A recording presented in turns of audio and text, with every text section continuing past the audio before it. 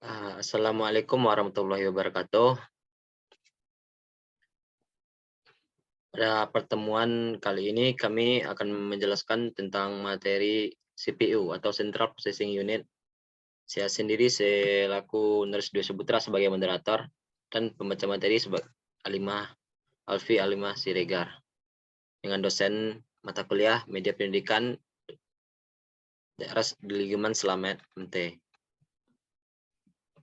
Materi-materi yang ada akan dibahas. Yang pertama yaitu pengertian CPU, yang kedua komponen CPU, yang ketiga cara kerja CPU, yang keempat fungsi CPU, dan yang kelima jenis CPU. Yang pertama masuk ke pengertian CPU. CPU merupakan singkatan dari Central Processing Unit, atau dalam Wikipedia diterjemahkan sebagai unit pemproses sentral. CPU adalah perangkat keras atau hardware. Ia memiliki tugas utama untuk memproses data atau perintah yang masuk di komputer. Gambar CPU dapat dilihat pada layar disebut. Materi yang kedua yaitu komponen CPU. Komponen CPU ada beberapa bagian, yaitu pertama control unit, yang kedua ALU, arithmetic dan logical unit, dan yang terakhir register. Control unit. Control unit atau unit kontrol yaitu pusat pengendalian komputer. Unit kontrol memiliki tugas sebagai pengambil berbagai data dan perintah yang diberikan kepada komputer untuk kemudian diproses, menyelesaikan setiap instruksi yang berhubungan dengan logika dan aritmatika. Yang kedua, ALU arithmetic atau logical unit. ALU arithmetic dan logical unit bagian ini memiliki peran untuk melakukan operasi pada aritmatika dan logika yang telah diinstruksikan oleh control unit. Tugas utama ALU adalah melakukan seluruh perhitungan matematika yang diberikan sesuai dengan instruksi program. Yang ketiga yaitu register. Komponen ini merupakan alat untuk penyimpanan kecil. Ia memiliki kecepatan akses yang cukup cepat, berguna sebagai media penyimpanan atau data instruksi yang diproses.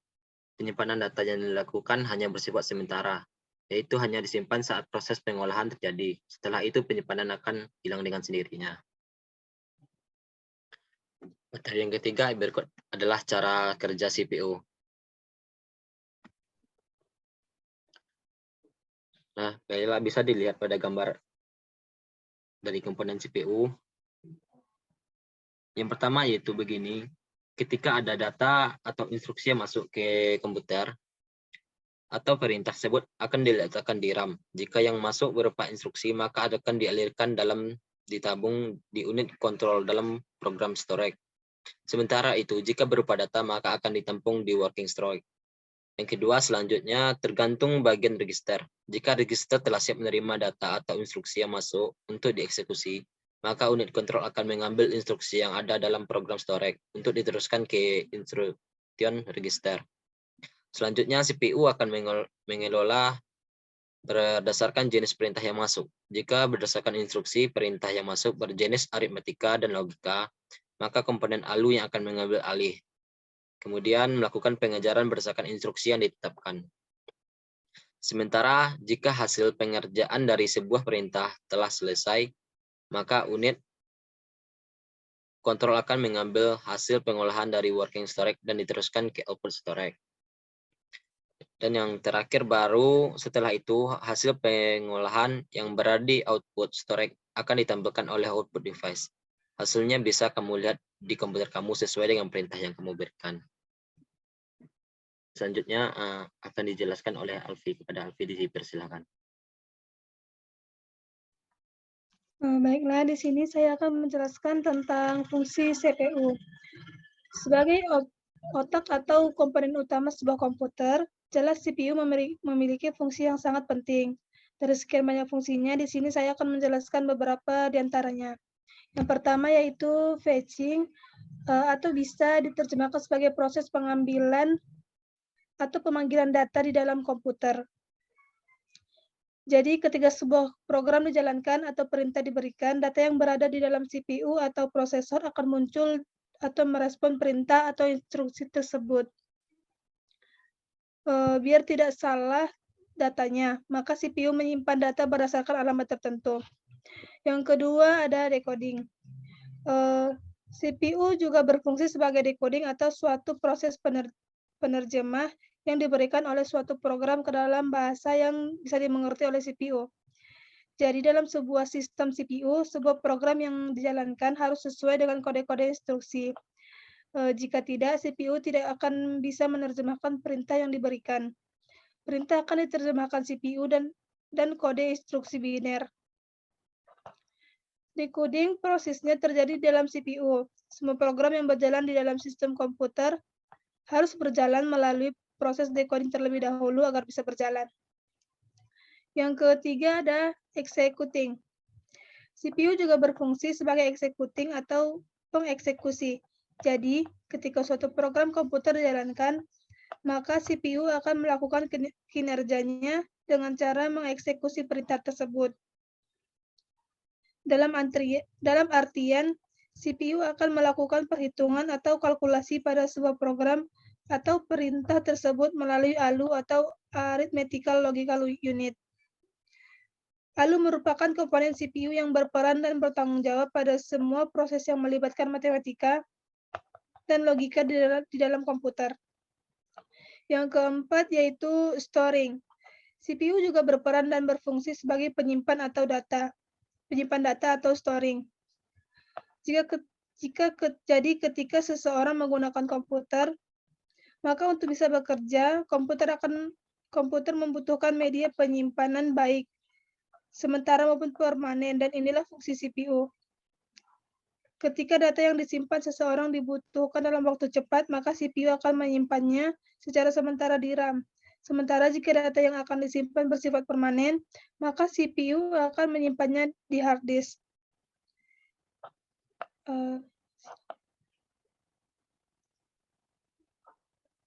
Materi yang selanjutnya yaitu jenis-jenis CPU. Setelah mengetahui komponen dan fungsi dari CPU, mari kita mengenal jenis-jenis CPU yang beredar di pasaran. Yang pertama ada Intel prosesor. Intel telah berdiri sejak tahun 1968 yang diproduksi oleh Intel Corporation. Saat ini, hampir sebagian besar produk komputer menggunakan prosesor Intel. Perusahaan Intel Corporation berkembang dan memproduksi produknya di Amerika Serikat. Selain memproduksi prosesor, Intel Corporation juga memproduksi mikroprosesor. Beberapa produk Intel yang beredar di pasaran adalah Intel Quad-Core Xeon 2006 dan sebagainya. Yang kedua ada sebelumnya ya. Advanced Microprocessor atau yang lebih dikenal dengan nama AMD merupakan pesaing utama Intel. Sampai saat ini AMD terkenal memiliki pengembangan produk yang baik. Kantor utama AMD berada di Sunnyvale, California. Next.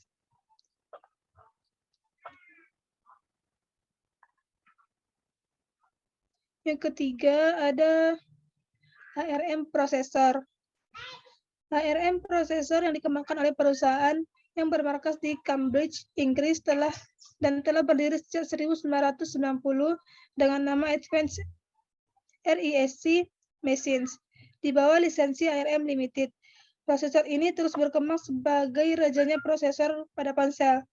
Jadi tidak mengherankan jika kamu banyak menggunakan ponsel dengan prosesor ARM. Beberapa jenis ARM prosesor yang beredar di pasaran adalah Texas Instruments, OMEP, Samsung Hummingbird, dan sebagainya. Yang keempat yaitu Cyrix prosesor.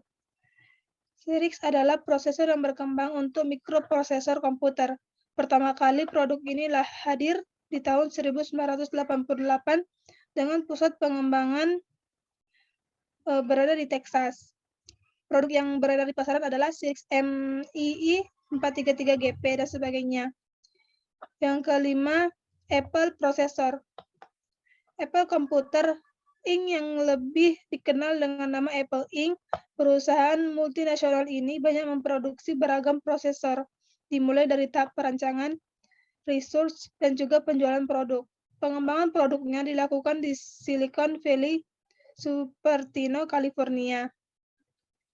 Beberapa produk yang beredar di pasaran itu adalah Apple One, Apple II, Apple Pascal, dan lain-lain.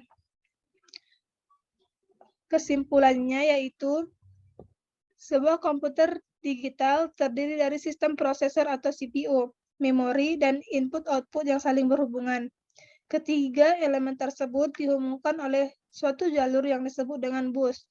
Pada komputer ada dua memori, yaitu main memory dan secondary memory.